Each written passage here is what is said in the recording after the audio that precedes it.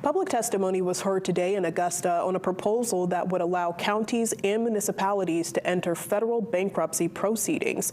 The bill would allow political subdivisions, including towns, counties, and special districts, to file for Chapter 9 bankruptcy, which focuses on reorganizing debt rather than liquidating assets. Those supporting the bill say they've built in safeguards to ensure this would be a last resort for communities.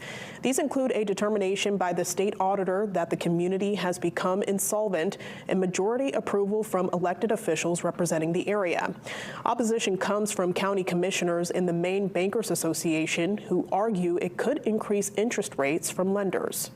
If there is an easier path to bankruptcy for municipalities, that makes these towns and counties a greater risk for lenders, and financial institutions will be more hesitant to provide services to towns and counties. Our banks are concerned because they don't want to. They're thinking, "Oh my gosh, you're going to file bankruptcy, and we're going to be stuck with this, with the loan." However, the way I've got the guardrails in place, that would not be possible. We would still owe the money. We would still have to pay the money.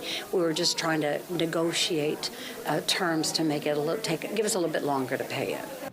While Senator Moore had Washington County in mind when introducing the bill, she recognizes it's not a route they plan to take at this time.